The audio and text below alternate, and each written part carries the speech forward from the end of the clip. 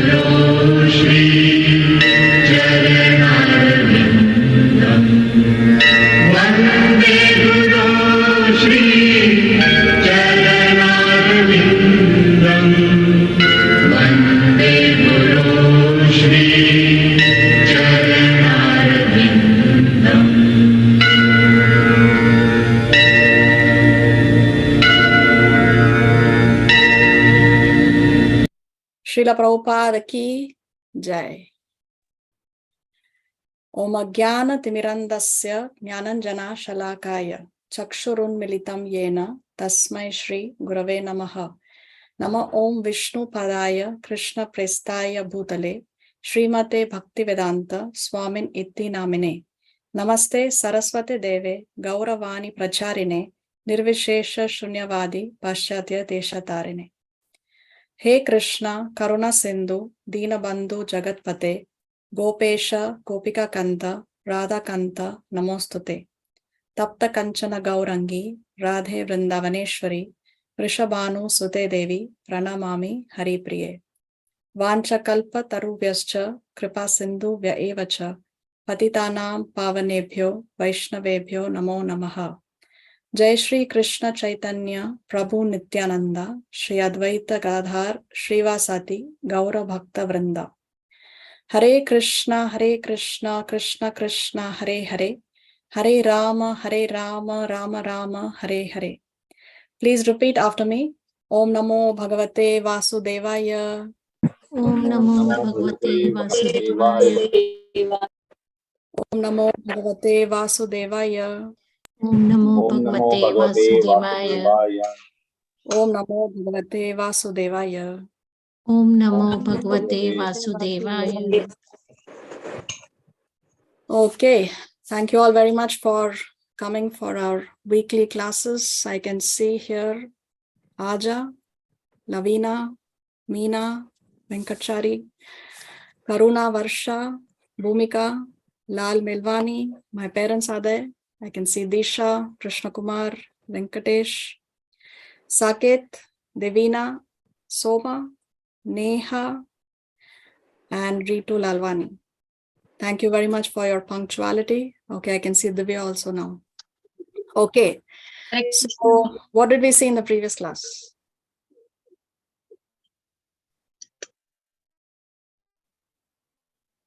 We started chapter number 2. Chapter 2. What is the title of chapter 2? Contents of the Gita summarized. So why is it called as contents of the Gita summarized?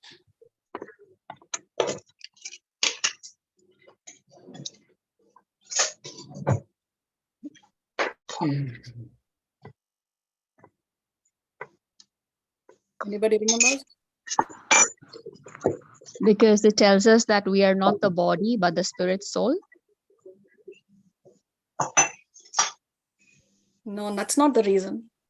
Why is it called as summarized? Contents of the Gita summarized. Because it's the longest chapter in the Bhagavad Gita. That gives the explanation given by Krishna, and all the next verses are going in detail of the same explanation. Yes, exactly. Very nice. So because in chapter 2, whatever Krishna had to say is there, and the subsequent chapters give a more detailed explanation of what is already spoken by Krishna in chapter 2. That's why it's called as a summary. Content of the Gita summarized. Very nice. Okay. What else did we see? How many shlokas did we cover? Just one. Only one shloka. Isn't it? Only one shloka. First shloka, yes. So the chapter 2 begins with, okay, let me share the screen.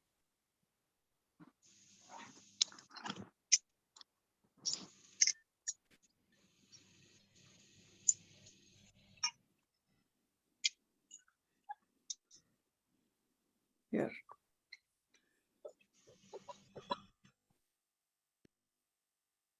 Chapter 2 begins with Arjuna's eyes full of Ashwapurna Kolekshanam. And why are his eyes full of tears? Because he's feeling Kripaya Aveshtam. He's feeling so much compassion that he's completely overwhelmed with compassion. So therefore now we see how Arjuna's his eyes are full of tears. He's overwhelmed by compassion. And then therefore Krishna is going to speak. For the first time in the next verse, Krishna is going to speak a full-fledged shloka, full-fledged verse. In chapter 1, he spoke only one line, but now he's going to speak a full verse. Now, when somebody speaks, we discussed how the shloka begins with the name of the person and the word uvacha. So when Sanjaya speaks, it is Sanjaya uvacha. When Dhritarashtra spoke the first verse, it was Dhritarashtra uvacha. When Arjuna spoke, Arjuna uvacha. But when Krishna speaks, it is not Krishna uvacha. Okay, we will see how Krishna is addressed. Okay, what else did we see in the previous class? We saw some examples. No, we saw one example of the drowning man.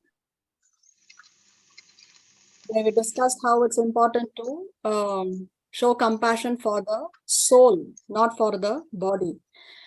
We discussed how compassion can be shown in the ignorant way and in the knowledgeable way.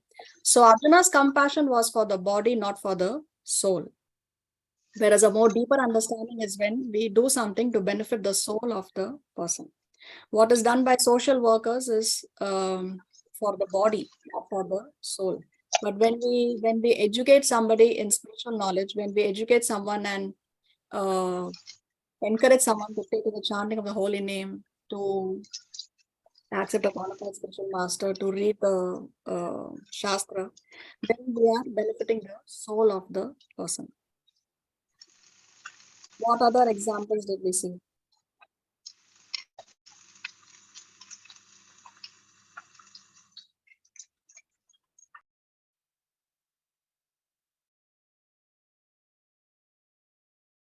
We saw the example of the surgeon. When the surgeon operates a patient, if he's going to feel compassion that I don't want to cut through the body, then it's absurd, no? Because a surgeon is going to operate to give relief to the patient, not to cause any kind of inconvenience. So Arjuna's reluctance to fight was like a surgeon's reluctance to operate. Arjuna is a Kshatriya. He has to fight, it is his duty. And plus, when these people are going to die on the battlefield anyway, Arjuna is going to kill. Arjuna is not going to or not be able to in any case kill the soul of these great personalities. In fact, they are going to get benefited because whoever died on the battle of Kurukshetra, they all went back home, back to Godhead. Why? Because Krishna was personally present on the planet. Okay, do we have any questions or are we ready to begin today's class?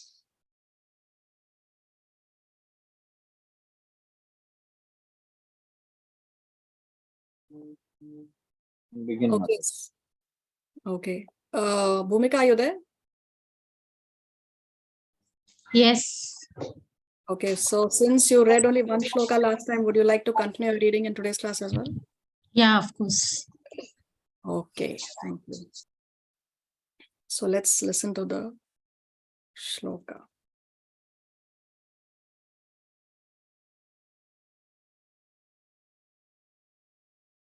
Okay.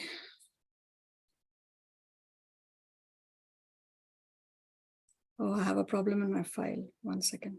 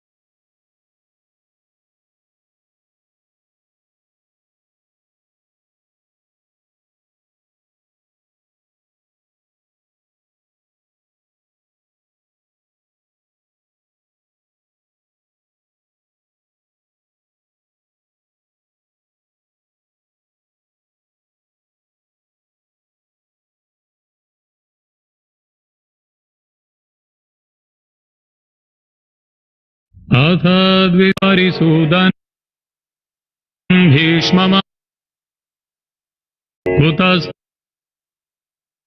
कुतस्त्वामिदं वाक्यम् उवाच मधुसूदनः. Okay, now yes.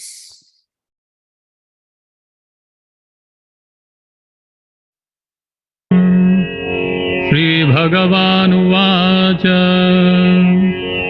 कुतस्त्वाकश्मलमिदं विषमे समुपस्थितम् अनार्यजुष्टमस्वर्ग्यम् अकीर्तिकरमर्जुन.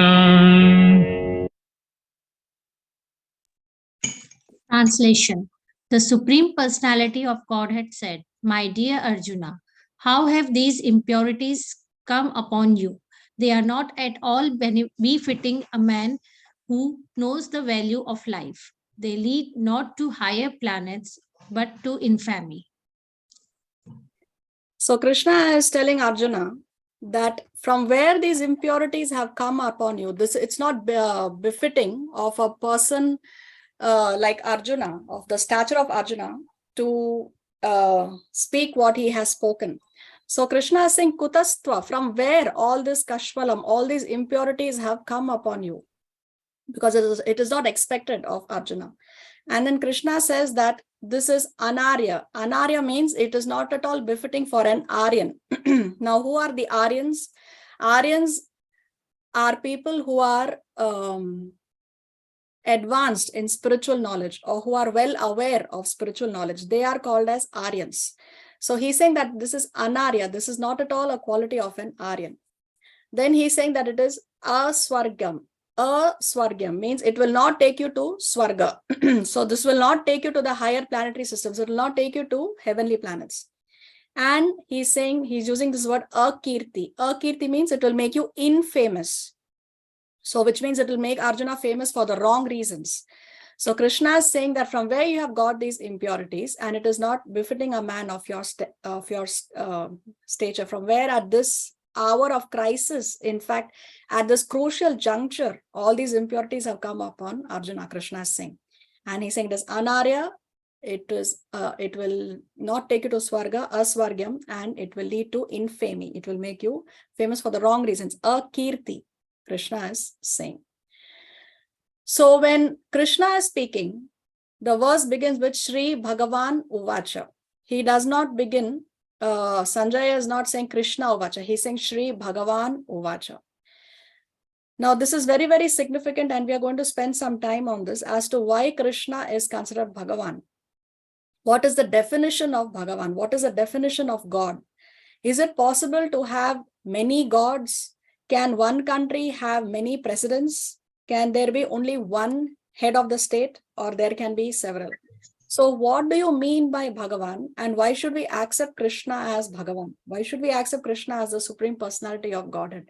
Is it just blind faith, or are we going to see the reasons behind it? We'll see some Shastric references, because it's very crucial that we accept Krishna as God in order to accept the instructions of Krishna.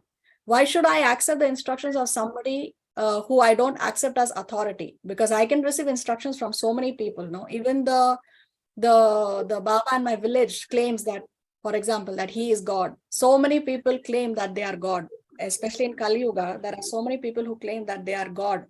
So whom are we going to accept as God and whom are we not going to accept as God? It's very, very crucial, because many people who say that they are God later see that they are caught in some kind of controversy and they are languishing in the prison houses, isn't it? So let's see. Before we go into the definition of Bhagavan, we have to understand that the absolute truth is realized in three features: Brahman, Paramatma, and Bhagavan. So there are different kinds of categories of transcendentalists, and they wish to realize God. So the Lord can be realized in three features. One is Brahman. Now, what do you mean by Brahman? Brahman is the effulgence or the light that is coming out of the body of Krishna. So it is called as a Brahman effulgence. It's not wrong, it is correct. But it's not the only understanding of God. A higher understanding of God is when we realize God as Paramatma, or the super soul. Atma means soul, Param means super, so Paramatma is super soul. So the Lord is residing in the heart of every living entity, right from the small ant up to Lord Brahma. So he's residing there as a super soul, and we know him as the Paramatma. So you can see the form of Paramatma here, how he's in the heart of the animals, the tigers, the human beings, and also of the Devatas. So a higher understanding of absolute truth or of God is that God is realized as Paramatma. Again, this is not the only understanding, it doesn't stop here. An even higher understanding of God and even higher understanding of the absolute truth is when we realize God as a person, Just like you and me, we are people. God is also a person, but he is the topmost person. We are Purushas, we are persons, but he is Purushottam. Purusha plus Uttam, Purushottam. So he is the topmost person. So God is not only an energy or only a light. He is not only the super soul. He is also a person. And this is the highest understanding of God. Very, very important concept. So one can realize God as the Brahman effulgence, as the Paramatma, as the Bhagavan. The Bhagavan understanding is the highest understanding. Of course, he is also the Paramatma, he is also the Brahman, but it's not only what he is. Okay. And if you can truly believe that God is a person, then you are more advanced than 99% of the world population in understanding the philosophy. Okay, because there's very few people are able to understand. Very, very few. Now, when one realizes the Bhagavan feature of the Lord, one automatically by default realizes Paramatma and the Brahman feature. It is there by default, like how in maths we learn subsets and supersets. So what is there in a superset? Like there are different subsets and then there is a superset. So the subsets automatically are contained in the superset. So Bhagavan is the superset, wherein if one realizes Bhagavan, one automatically realizes Paramatma and Brahman.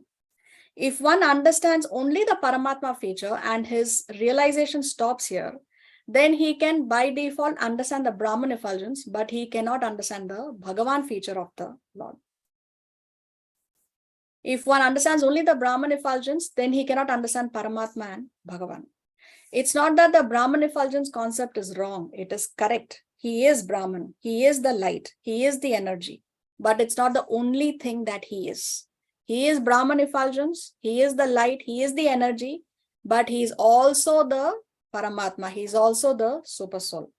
And he is not only Brahman and Paramatma, but he is also a person. He is also Bhagavan.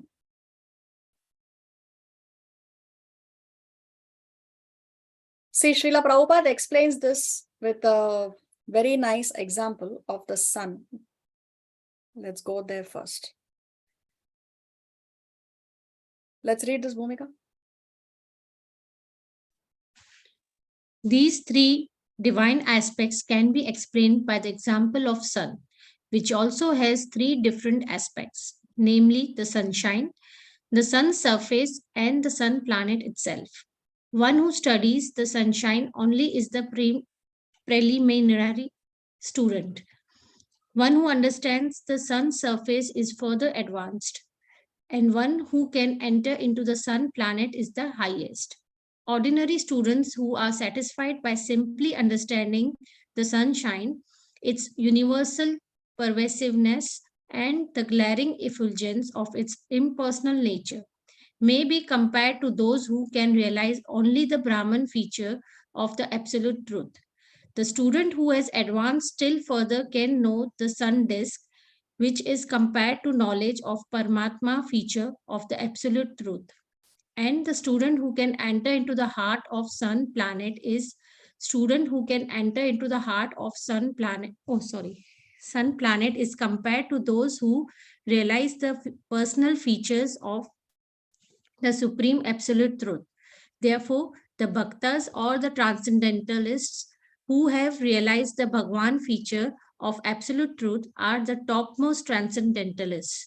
Although all students who are engaged in the study of absolute truth are engaged in the same subject matter, the sunshine, the sun disk, and the inner affairs of sun planet cannot be separated from one another, and yet the students of the three different phases are not in the same category.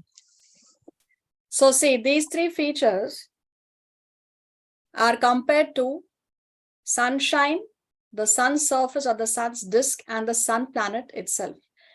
Can one say that the sunshine is existing, but the sun planet is not existing? Is it correct theory? No.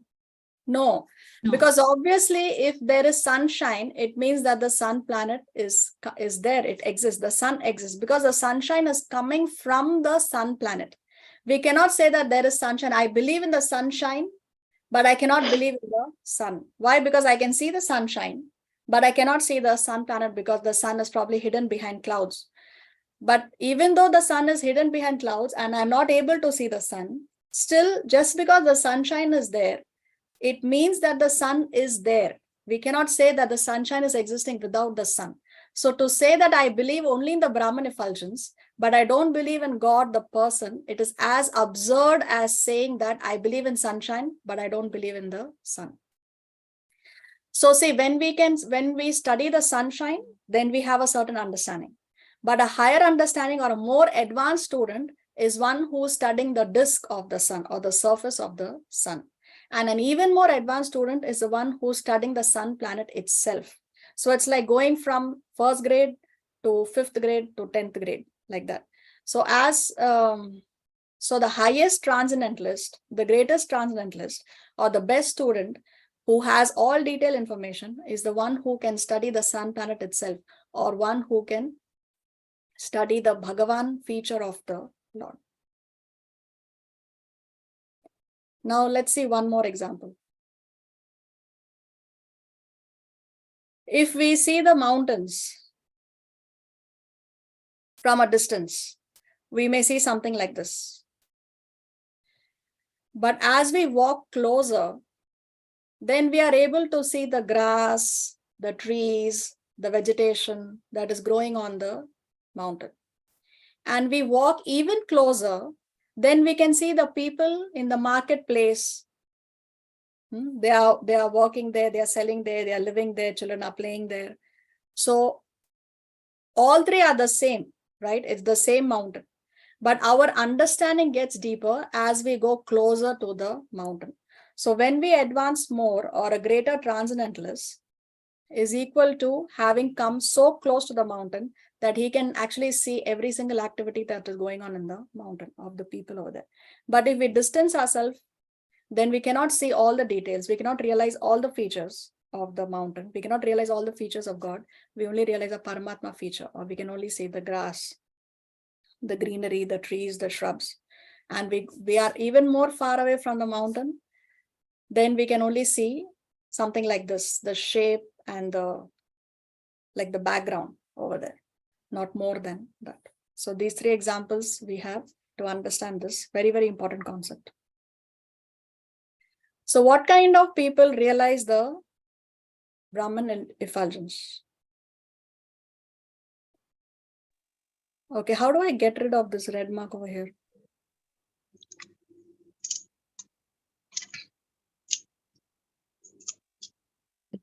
With Can you know? eraser, you have to do it. Clear all drawings. Okay, found it.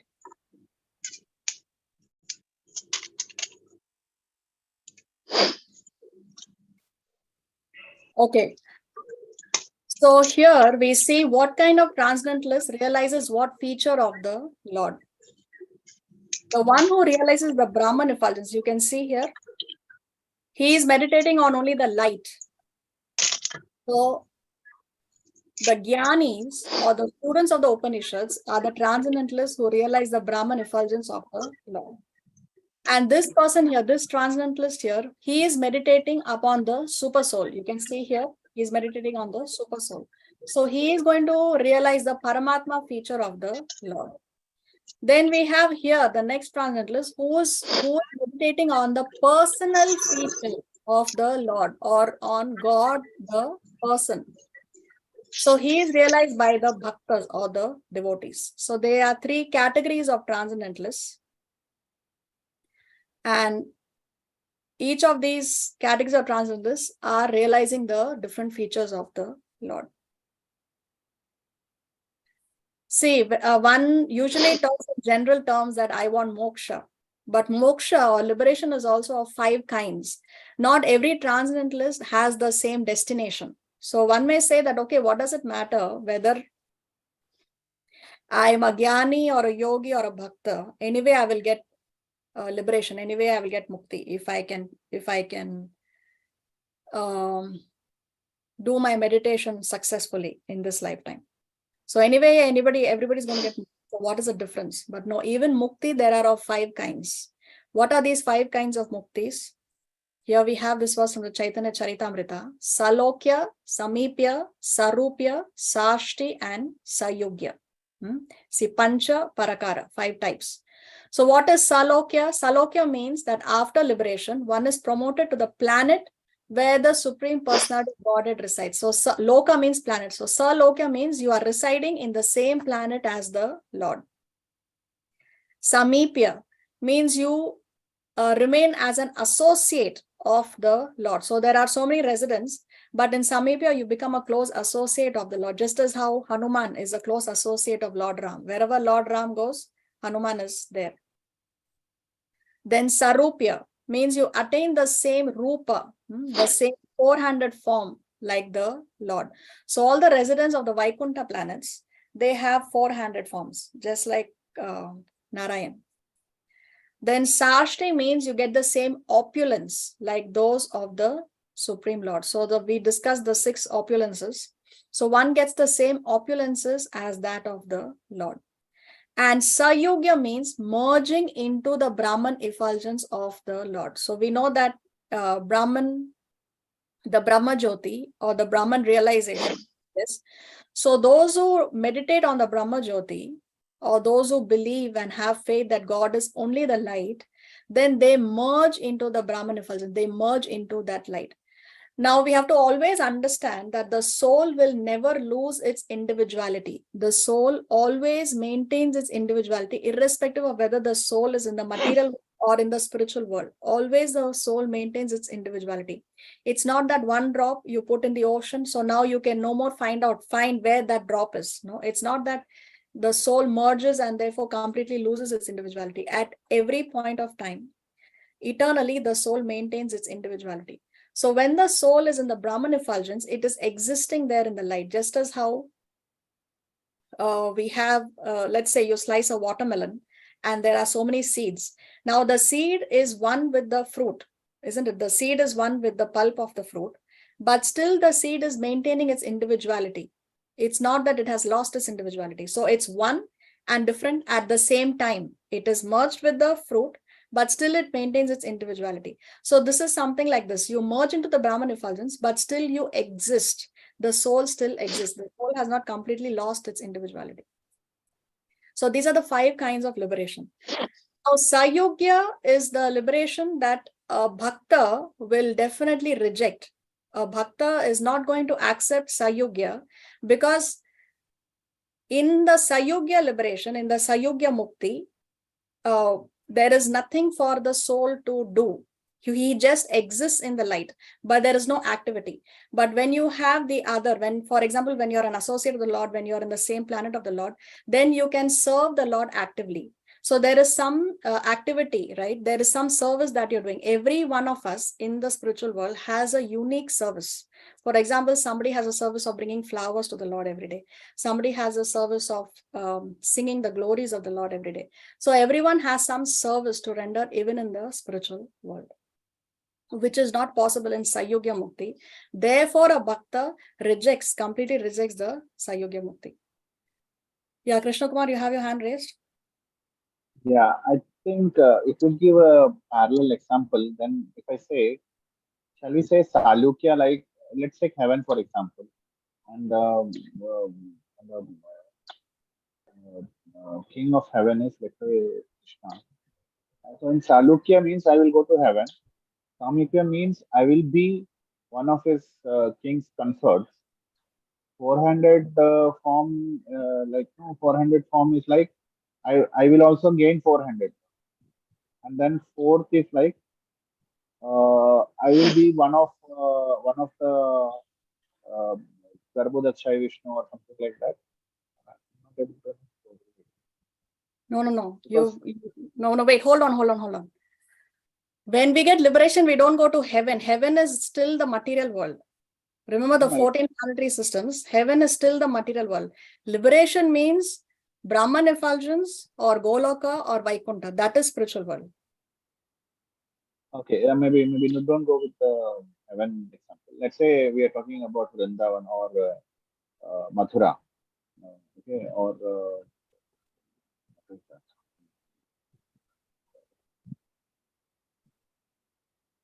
Yeah, so what is the question? so my question is like, no, okay, let's take here itself. Let's say Mathura. Okay, so Salukya means I reach Mathura. Samukya means I am one of maybe Krishna's army. I am one of the persons in Krishna army. Sarupya means here the 400 example will not fit. That's why I will 7. And Sarishri means I am his brother or something like that. Does that equate the comparison? No. See, nobody can become brother means Balaram. Balaram, that post is already taken. Nobody can become Balaram. The post is of the Devatas, the demigods. For example, Yashoda, that post is already taken. Nobody can become a Yashoda. That post is already. Yashoda is also a soul. Yashoda is also a soul. So, no, we all say, no, Enna Tavam Sedao Yashoda. So, what were his past deeds that Yashoda becomes Yashoda? So, we can say, I am also doing some pious work, and then ultimately, after accumulating all those things, one birth I will get as Yashoda. I'm not sure. No, that's what I'm saying. You cannot become Yashoda because that post is already taken. Yashoda is eternally Yashoda. That post is eternally hers. You cannot get that post.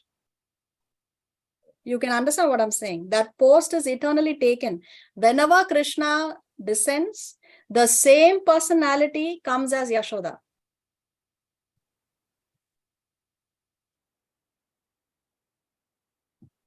What you can become is one of the devatas or one of the other associates of the Lord. Like there are some, like you mentioned Krishna's army.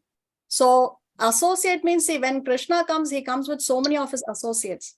Like Arjuna is also an associate, but now wherever Krishna goes, see, Krishna is performing his pastimes eternally in the material world. There are millions of planets in the material world. And even now, somewhere in some planet, he's speaking Bhagavad Gita to Arjuna. So eternal associate means wherever the Lord goes, eternally that person associates with him. So you can become an associate, but these positions that you are talking, like Yashoda, Mahavishnu, Balaram, brother, all those posts are already taken. You cannot become Balaram, you cannot become Yashoda. Okay, so you are saying that in Goloka, let's now come to a real example. In Goloka, when I say I reach Salokya, then I reach Goloka.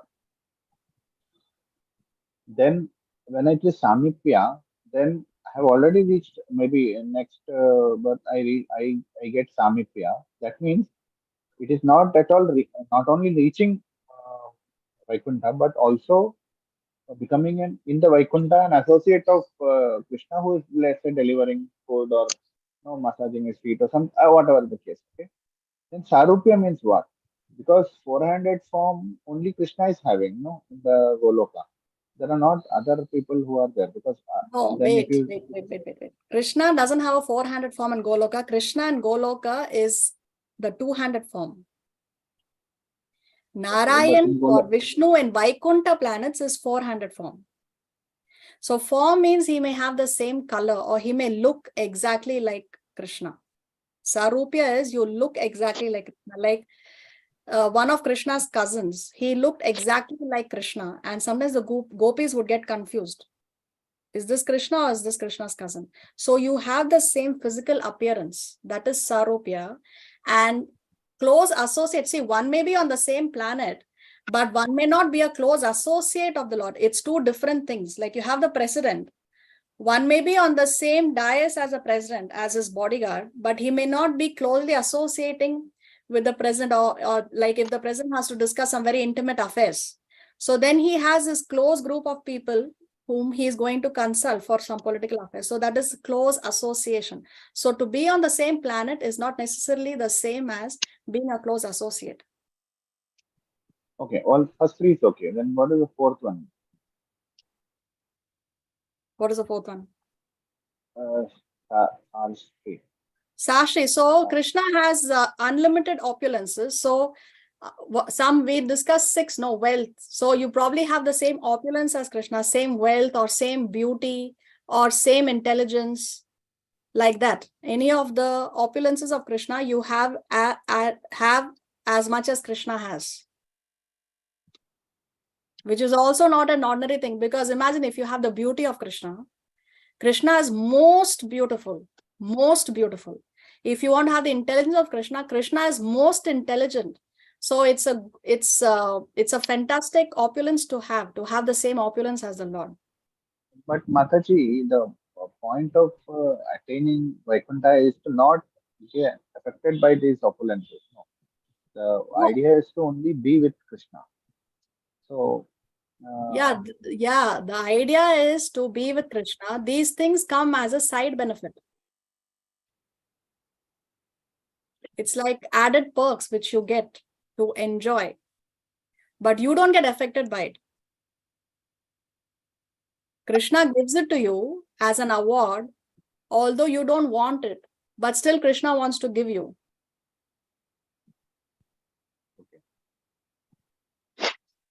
Is it clear? okay. Yeah, okay. I can, for a correlation, I can say that no, many people get honorary doctorates from those. So it is like you are receiving an opulence equivalent to that, but you do not use that opulence to do something out of it. Yeah, I mean, it doesn't affect a pure devotee. Now, a pure devotee only wants to be with Krishna. Actually, a pure devotee does not even want any of these liberations. Chaitanya Mahaprabhu prays like that in his Shikshastakam. See, Chaitanya Mahaprabhu, the only thing he wrote was Shikshastakam, the 8 verses. Shiksha Ashtakam. Ashtakam means 8 and Shiksha means knowledge. So 8 verses he wrote. And in that Shikshastakam, he prays that I don't even want liberation. So a pure devotee, it does not matter for him whether he's in the spiritual world or he's in the material world. He is ready to suffer in the material world, quote unquote suffer, because actually a pure devotee never suffers because he is transcendental, no mind. He's not affected or hassled by the material problems. So a pure devotee doesn't want any of these 5 liberations. All he wants is what? What does he want? Association with his devotees, association with his No, pastime. who can say? What does a pure Service- devotee want? To Service to serve Krishna. Krishna. Service to Krishna, exactly. All that he wants is seva. All that he wants is he wants to serve. He just wants to serve the Lord. Now, whether he serves the Lord in the spiritual world or he serves the Lord in the material world, it does not matter to a devotee. A devotee doesn't want any of these liberations. What to speak of the opulences that come with the liberation? He doesn't desire it. So let's say somebody is in the spiritual world. And Krishna says, you definitely deserve to be in the spiritual world, but I want to send you to the material world on a mission. I want you to go there and preach and save fallen conditioned souls. I want you to bring back as many conditioned souls as possible back to the spiritual world. Now, is the person going to say no? A pure devotee will say, no, I don't want to go on the mission. I want to stay with you in the spiritual world. No, it doesn't matter. He just wants to execute the instruction of the Lord. Like Hanuman, no? Hanuman was a perfect servant of Lord Ram. So pure devotee just wants to execute the order. It doesn't matter to him whether he's in the spiritual world or the material world. He just wants to serve the Lord. That's all. Unconditionally. No condition. No strings attached. Okay. So coming back to the word Bhagavan. Bhagavan, this word Bhagavan is a combination of two words, Bhaga plus Van. So Bhaga means opulences or Samriddhi, we say in Hindi. And Van means one who possesses it. So who has given this definition of Bhagavan? So we have Parashar Muni. He was the grandson of Vashishta Muni, who was there in the Ramayana, and the father of Vyasadeva. Vyasadeva, of course, the Shaktavesha avatar who has put all the Shastras into writing. So he's the father of Vyasadeva. He united with Satyavati. If you remember Mahabharata, Satyavati, the fisherwoman, he united with Satyavati before her marriage to Maharaj Shantanu. And therefore, he begot Vyasadeva. So what is this definition of God that he has given? He is also a great spiritual authority, Parashar Muni. So he has given this definition of God. So what is his definition? He says that Bhagavan is defined by Parashar Muni. Here, see, this verse is, where do we get this definition? Is there in the Vishnu Purana. So he says God is that personality who has these qualities. What is that? Strength, fame, wealth, knowledge, beauty, and renunciation. Now, how much strength, how much fame, how much wealth, how much knowledge, how much beauty, how much renunciation does God has? He has in full quantity, full. So it cannot be that God is that person who has strength, but there is somebody else who has a little more strength. So he has these 6 qualities in full quantity.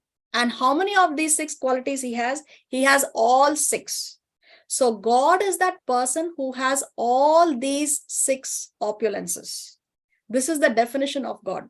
Now in the material world, there may be somebody who's the richest person, no? So we read in the newspaper, so and so is the wealthiest man on the planet. Fine, but he does not also have all knowledge. He is not also the most intelligent person on the planet. Neither is he also the most beautiful person on the planet. Neither is he the most renounced person on the planet. So God is that person who has all 6 and he has it to full extent. That is God. So whenever somebody claims that he is God, he should be able to fulfill this definition. God is not that person who has gray hair. God is not that person who has a loose tooth. God is not that person who falls sick, who has a disease, who gets a fever. No, that's not God. Okay, God is that person who has these 6 qualities to the fullest extent, and he has all 6 of them. Now, does Krishna fit into this definition? Let us see. Yes. Yes. So see, strength. The strength of one who is able to lift all the world out of the causal ocean and drain that ocean itself. So we see here in the picture, from Krishna we have, who's this person here? Tell me. Not Garbhodakashaya Vishnu. Which Vishnu? Shirodakshaya. No. Mahavishnu, yes, Mahavishnu or Karanodakashaya Vishnu. So Krishna's first expansion in the material world, I'm not talking about spiritual world, Krishna's first expansion in the material world is Mahavishnu. What does Mahavishnu do? By his breathing, he is creating universes. So every time he breathes out, from every pore of his skin, a whole universe is created. Now, one universe means several planets, okay? And when he breathes in, then all these planets go back into his body. So that is destruction. So for us, it is millions and millions of years, but for him, it is just one breath. So can you imagine the strength of that person who is able to, so all the planets and the ocean, everything goes into him. So can you imagine the strength of one who is able to lift all the worlds out of causal ocean and drain that ocean? It is inconceivable. But that is the strength of Krishna. And this also not Krishna does, Krishna's expansion does this work. We will not read the text completely in the interest of time. You can read them when I share the slides in your PowerPoint. Then fame. See, Krishna is not someone who's only known on this planet. Somebody may be a celebrity and he may be well known by everyone in all parts of the globe. But Krishna is that personality who's known by all other personalities in all other planetary systems, in all other universes. See, when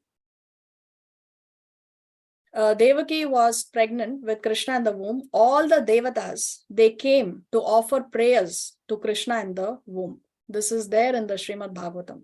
So he's that personality who is well known even by the residents of the other planetary systems in the universe across all the universes. That's how famous Krishna is.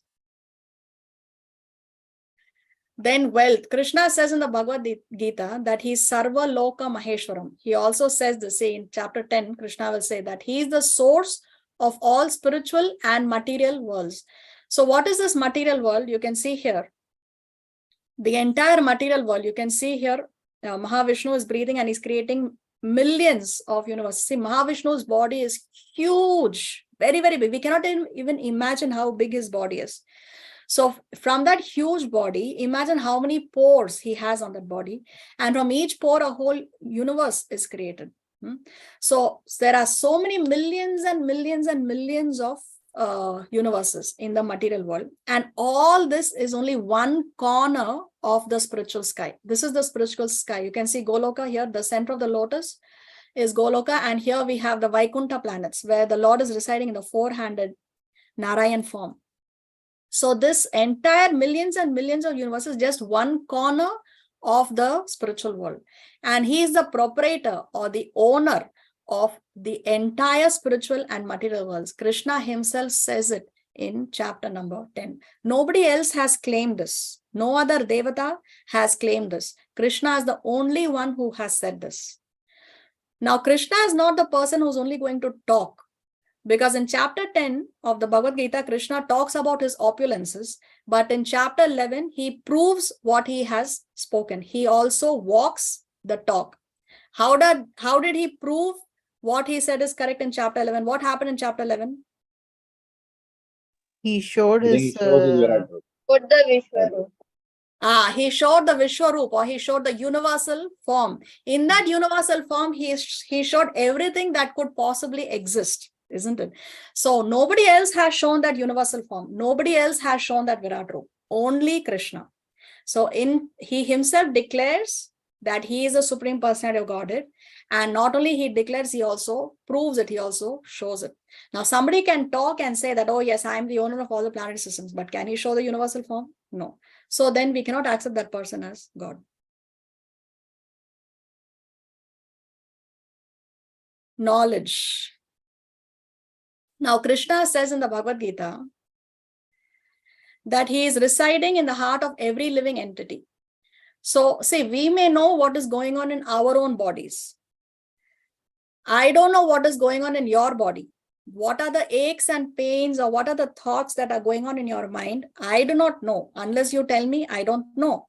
But Krishna, because he's the super soul, and he's residing as a super soul in the body of every living entity, he knows exactly what is going on in the heart and in the body of every living entity.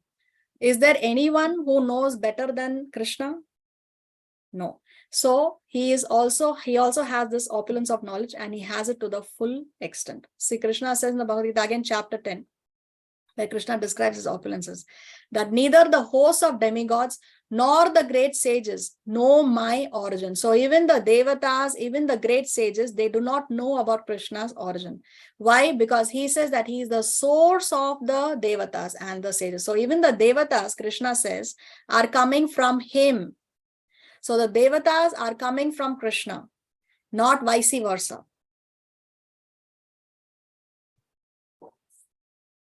So these are all Shastric evidences. We don't have to blindly believe it, but we have Shastric evidence. Then beauty. Krishna is Sarva Saundarya Sangraham. He is the reservoir of beauty. Of course, Narayan is also very, very beautiful, extremely beautiful, but Krishna is most beautiful. Nobody can equal the beauty of Krishna. See in the Brahma Samhita is spoken by Lord Brahma himself, and he is glorifying Krishna in the Brahma Samhita. So in the Brahma Samhita, Brahma is saying that Krishna's beauty cannot be equal even by the beauty of millions of cupids combined together. The unique feature of Krishna's beauty is that he never grows old and always appears young. So he never grows beyond. Eternally, Krishna is residing in Goloka as a 16-year-old boy, always youthful. God is not that personality who grows old.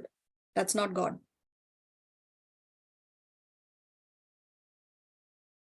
Then renunciation. Renunciation means what? Ready to give it up.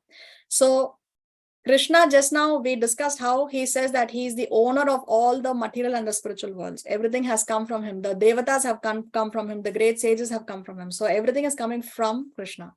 But still, he is aloof. He is not attached. He is renounced. Because see, Krishna says, although I am the maintainer of all living entities, and although I am everywhere, I am not a part of this cosmic manifestation. So he is there and he is also not there. So he is completely renounced. Krishna gives this example in 7.7 where he says that there is no truth superior to me. Everything rests upon me as pearls are strung on a thread. So just as how we have a pearl necklace, all the pearls are together because of that thread. So Krishna is that thread which is holding everything together. All these planets which are floating in space, such heavy planets, they are floating on space. It is all there because of Krishna's energy. Krishna's strength is because of Krishna wants the planets to float. So he is holding everything together. So everything is dependent on him, but still he says that I am not a part of this cosmic manifestation. So there is no greater renunciant than Krishna.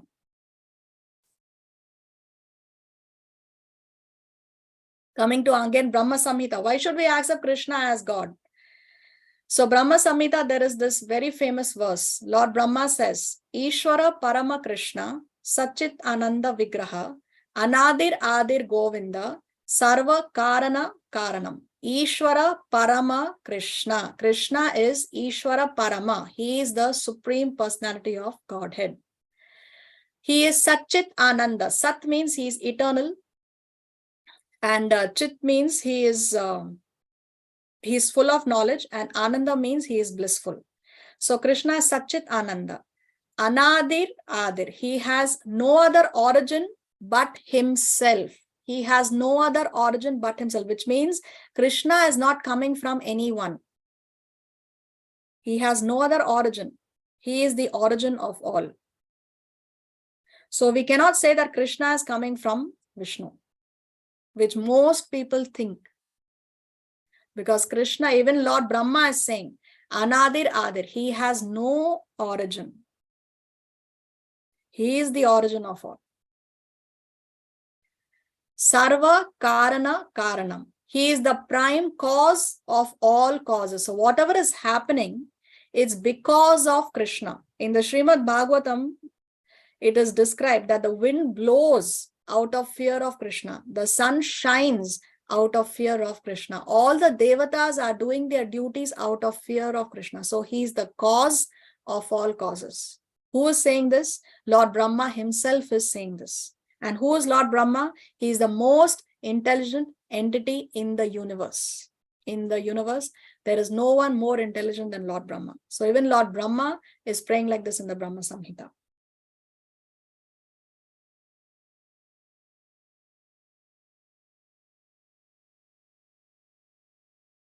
Again, in the Brahma Samhita, Lord Brahma is comparing, he's giving this example of candles.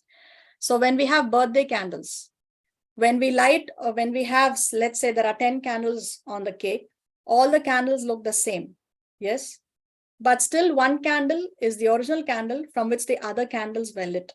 So Krishna is the original candle and all other Vishnu Tattvas, Narayan, Narsimhadev, Vamana, all these other Vishnu Tattvas, they are same as Krishna, but still they are not the original candle. They look the same on the cake. So they're all Vishnu Tattvas. They have the same opulences as Krishna, but still Krishna is the original candle. This is how Lord Brahma explains this in the Brahma Samhita. Now see, Srimad Bhagavatam. After describing, so the Srimad Bhagavatam gives a detailed description of all the incarnations. So after describing various incarnations of the Lord, such as Ram, Balaram, Vamana, Nrsimha, and Vishnu, Sukadeva Goswami says, what does Sukadeva Goswami say? Eta chamsa kala pumsha Krishnastu Bhagavan Swayam. Now this line, Krishnastu Bhagavan Swayam, Krishna, you are God, you are the Supreme Personality of God. This is called as the mission statement of the Srimad Bhagavatam. Srimad Bhagavatam has 18,000 shlokas, 18,000 verses. Bhagavad Gita has 700. So you can imagine 18,000, it's such a voluminous literature. And this Srimad Bhagavatam, of all these shlokas, this one line, Krishnastu Bhagavan Swayam, is the mission statement of the Srimad Bhagavatam. So what does Sukadeva Goswami say in this verse? All of the above mentioned incarnations are either plenary portions or portions of the plenary portions of the Lord. Plenary means full. But Lord Krishna is the original personality of Godhead. All of them appear on planets whenever there is a disturbance created by the atheists. The Lord incarnates to protect the theists. So the Lord is not coming to kill the demons. His main mission is to protect his devotees.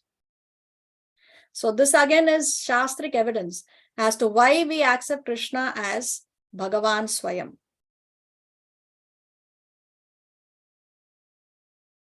Now let's go to the Puranas. In the Skanda Purana, it states, let's read this, Bhumika. In the Skanda Purana, it states, in the material world, which is full of darkness and dangers, combined with birth and death, and full of different entities, the only way to get out of great entanglement is to accept loving transcendental devotional service to Lord Vasudeva.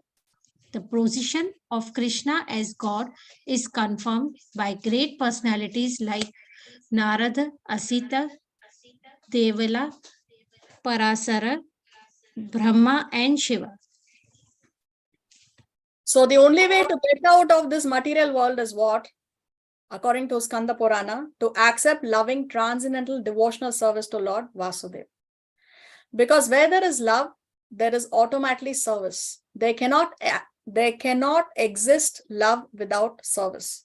If a mother says that she loves her child, obviously she's serving the child. No, it's an expression of her love.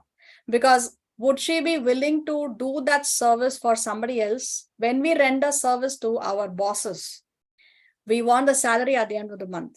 Would we be doing that work? Would we go for that job, do the work in the office, if he does not pay us a salary? We would not be willing to do that, isn't it? No. But when we render service, loving devotional service, so love means seva, then that is the way to get out of the great entanglement. Because when we do devotional service, when we do seva, then we express our love to the Lord. And to go back to the spiritual world, we have to love him, isn't it? Without love, then what is the point if people are staying in one house, but there is no love amongst the family members, only they are fighting. So what is the point?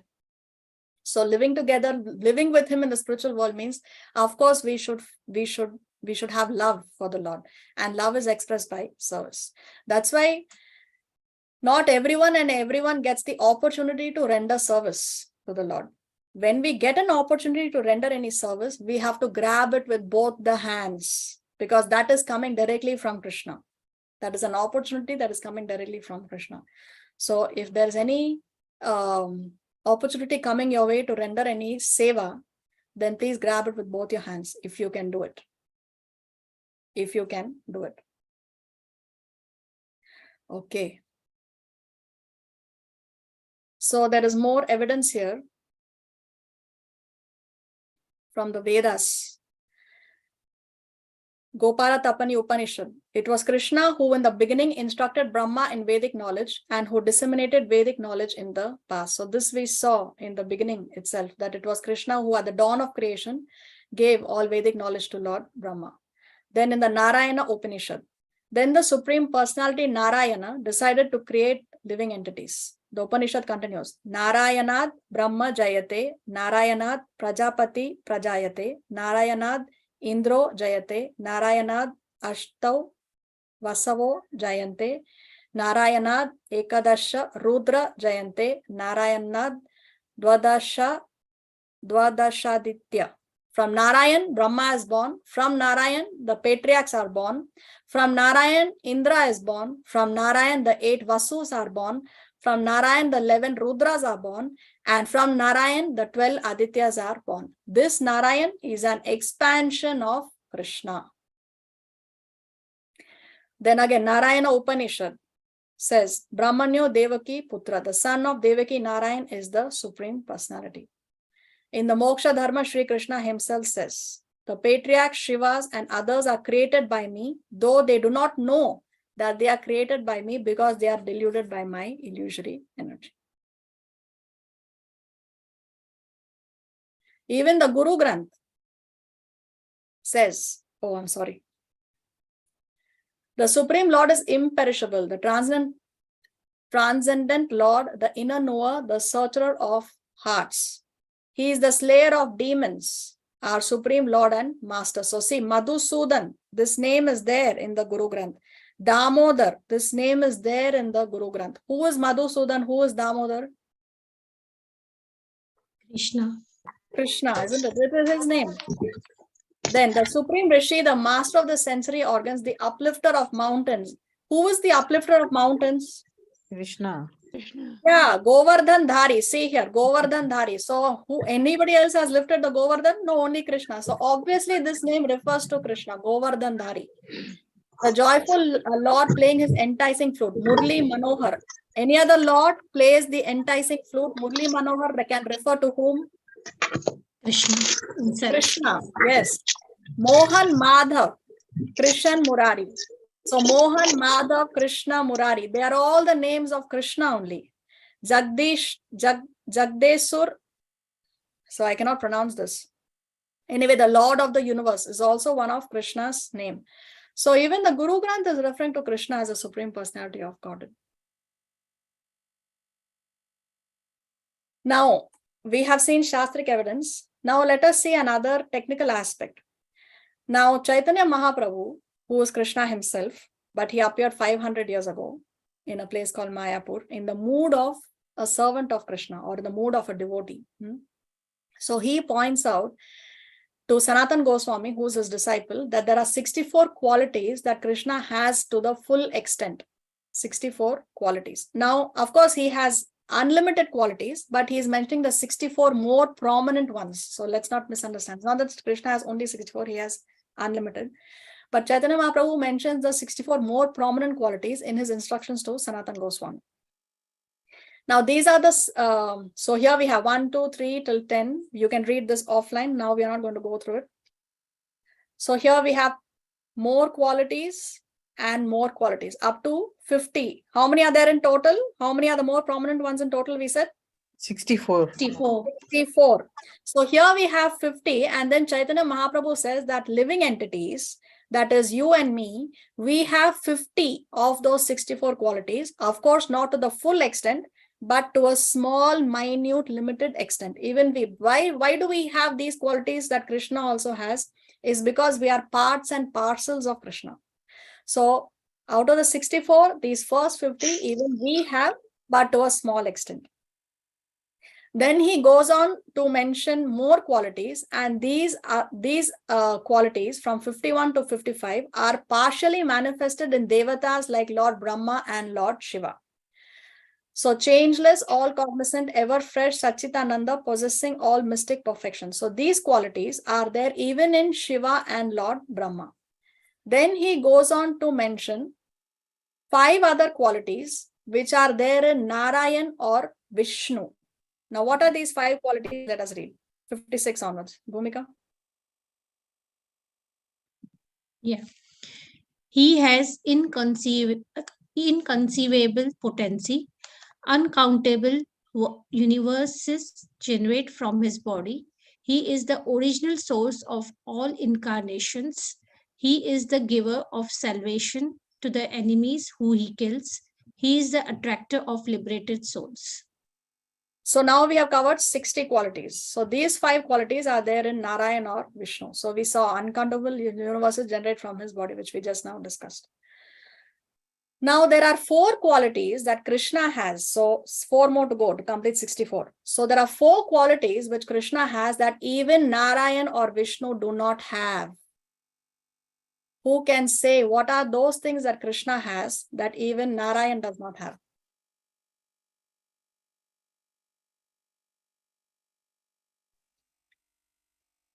The flute. The flute, very nice. So Narayan does not play the flute. So what is so great about playing a flute? What does Krishna do with the flute?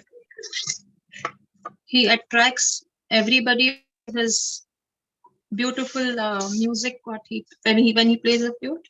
Yes, exactly. When Krishna plays the flute, that sound of that vibration is so transcendental that all the living entities, whatever they're doing, they just drop what they're doing and they feel so attracted to the flute that they go towards Krishna. Whether it is birds or animals or human beings. Very nice. Then 3 more. What is it? Peacock feather. Okay. But that's not amongst the 4 that we are discussing. We are discussing the more prominent ones. But that was a good one, Neha.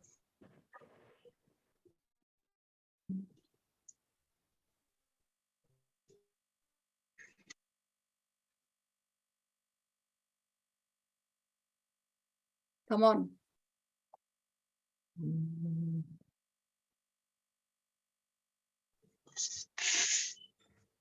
Radha. Was that Radha. Srimati Radharani? Well, Narayan have Lakshmi, who is an expansion of Srimati Radharani.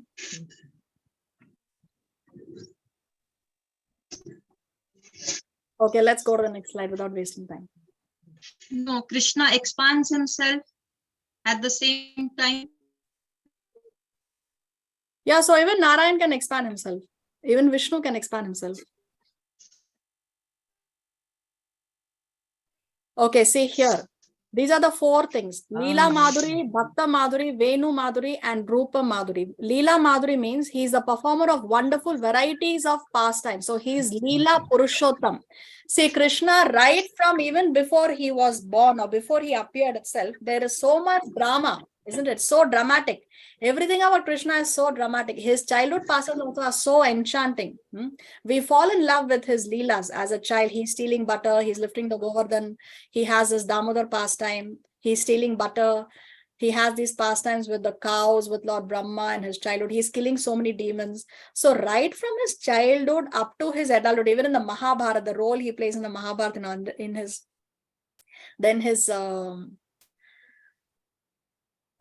leelas with the gopis, his leelas with his gopa friends and all that. So all his pastimes are so enchanting. That is not there in Narayan. So that's why he is called as a Leela Purushottam. And why does he do these leelas? In order to attract the conditioned souls back home, back to Godhead. So Leela Madhuri. Then Bhakta Madhuri. He is always surrounded by devotees endowed with wonderful love of Godhead. Always Krishna is surrounded by devotees who love him very much. So he is always with his gopa friends, with the gopis, with the you will see pictures of Krishna with the cows. So he's always surrounded by very, very loving devotees. Then Venu Madhuri, we already discussed his flute, how he attracts the living entities with his flute. And Rupa Madhuri, his beauty cannot be rivaled anywhere in the whole of creation. Yes, Narayan is very beautiful, extremely beautiful, but Krishna is most beautiful. So these are 4 things that Krishna has that even Narayan does not have.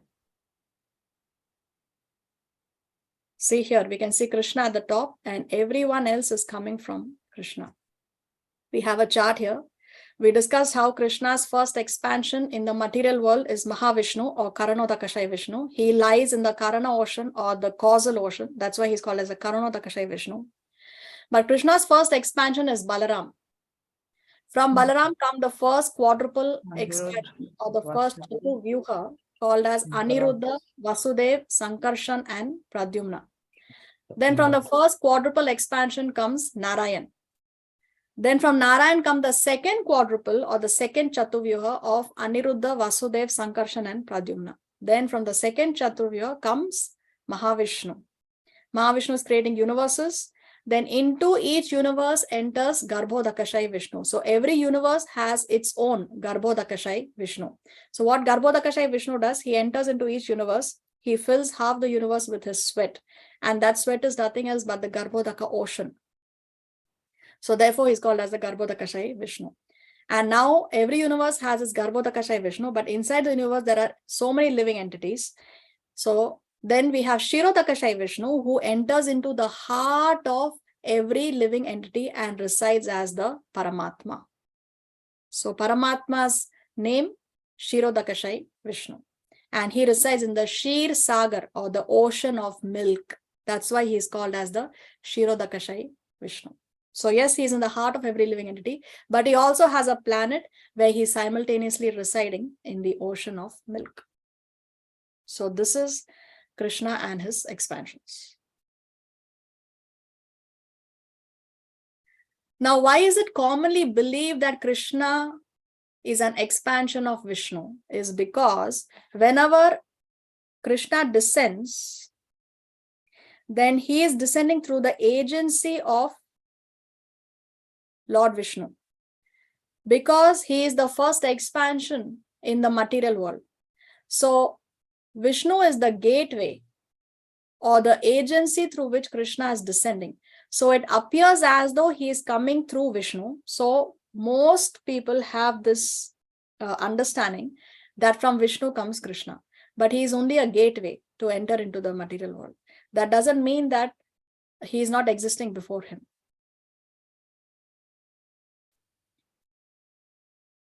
We will stop here. We will continue in the next class if Krishna so sanctions. Srila Prabhupada ki jai, Bhagavad Gita ki jai. Okay, I want to discuss Krishna Kumar's question from the previous class. He said that Sanjaya started describing the Bhagavad Gita from the 10th day onwards after the fall of Bhishma Dev. So I said that I have heard in another class, but I would research and I would like to see Shastric evidence. So here, first of all, in chapter 3, if you go to your vedabase.io, you have the Mahabharata there. Can you see the screen? Yes. Yes. Okay, so here in part 2, chapter 3, somewhere in the middle of the page, here you will see in this section, Dhritarashtra sat anxiously in his palace. There was nothing. Okay, is it here? 1 second.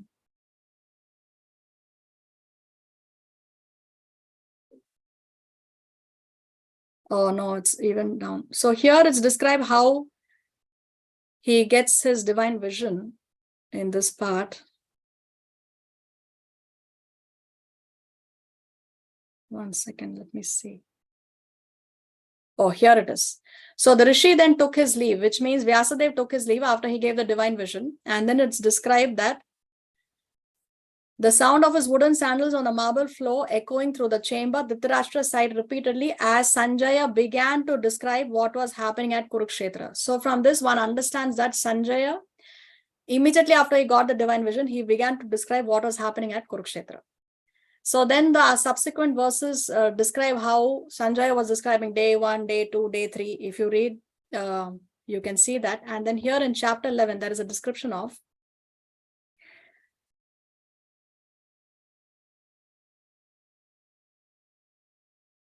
where was that? See here, as the king's sobbing subsided, because here now Sanjaya described to Dhritarashtra how his sons have been killed. So he is sobbing, and then his sobbing subsided, and Sanjaya continued describing the battle in full. Sure enough, as he described how Bhishma was coursing through the battle. So on this day, Bhishma is going all out in the war, like death personified. He is killing them by the thousands. The king was enlivened. So the king was enlivened. So it means that Dhritarashtra was feeling very, very encouraged after he heard how Bhishma was going all out. So again, one may ask, just as how Krishna Kumar asked in the previous class, that what is the meaning of him being enlivened or feeling encouraged or feeling happy if he already knows that Bhishma Dev has fallen? So based on this, initially I concluded that definitely Sanjaya has started describing on day 1. But then later, Lalitangi Mataji, I asked her, because she has another book on the Mahabharata, which is also accepted in ISKCON. One second. I have to share again. Where did that go?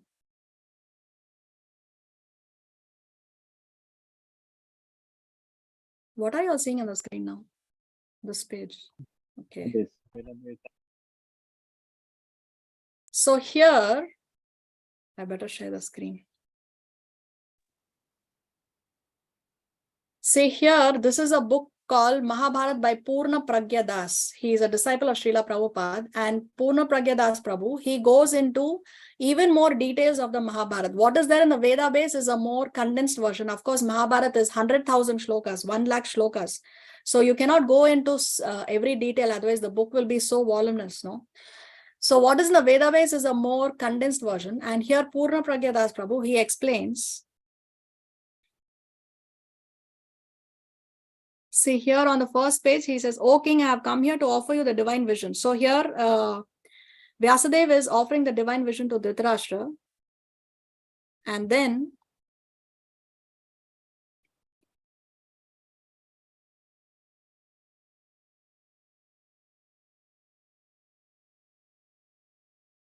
see here, Dhritarashtra said, "My dear Sanjaya, please tell me about Bharatvarsha." So what actually Sanjaya starts to explain is not what comes in the Bhagavad Gita, because Bhagavad Gita begins by that enquiry where Dhritarashtra is saying, "What did my sons and the sons of Pandu do when they assembled at the battlefield of Kurukshetra?" So Sanjaya, after he got the divine vision, he did start narrating what was happening in Kurukshetra. But before that, what he started to narrate was Jambudvip. So Jambudvip, see, the Earth planet is only one part of an entire island called Jambudvip. If you read the 5th canto of the Bhagavatam, you will see these details, okay, but we will not get into that. So he starts to explain Jambudvip and then Bharatavarsha, which is a part of Jambudvip. So these are the things, what is written in the Veda base that Sanjaya started to explain is not given in detail, but yes, Sanjaya did explain these things. Okay, so then he's talking about the 6 other islands besides the Jambudvip. So this is the conversation that happened between Dhritarashtra and Sanjaya. And then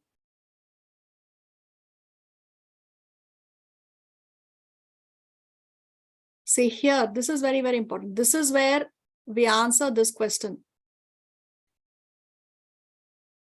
Here it says, finally, after taking permission from Dhritarashtra, Sanjaya went to join the Kaurava army at Kurukshetra. So he did go to Kurukshetra. And after the completion of the 10th day of fighting, then Bhishma was finally defeated and had to lie down on the bed of arrows.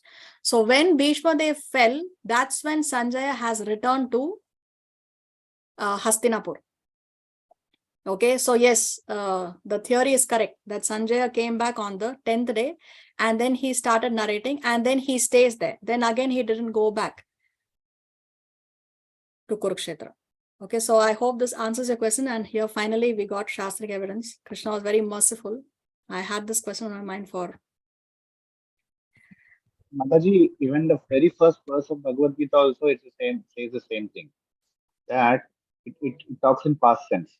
Dhritarashtra Vacha, he asked, what did they do? He did not say, what are they doing? I think I also write something, and that also came up in my. Yeah, so that is in the past tense. It is not in the present tense. Yeah, we can accept that theory also. Correct. Okay. Thank you, Mataji. So I will share these 6 pictures of the book. Very, very interesting if you read it. And if you can buy the book also. Actually, that's the next book that I want to buy. Mahabharat by Purna Pragya Das Prabhu. So it's you can purchase it if you like to read the Mahabharat. Okay. Anything else we need to discuss? I had some doubts with related to Prataksha Praman and Shabda Praman, but I think I'm still gathering some evidence, and I will share it with you over WhatsApp. Take it out. Yeah. So still you're not convinced? It's not like that, because I found some references, which says that all the Shastras are Shabda Praman. It's not Prataksha Praman. No, not Shabda. It's not Shabda Praman. It is something else. I will probably refer to that. I missed it. I had it in my phone, then I missed it. I did not save it in my location. So I had some confusion there. So to clarify that. Okay. So whenever you're ready to clarify, we will clarify it in the class. Maybe next week if you have it, if you have the information on your ready with you. Okay. Okay. Anything else? Anybody joining us for the first time today on Zoom?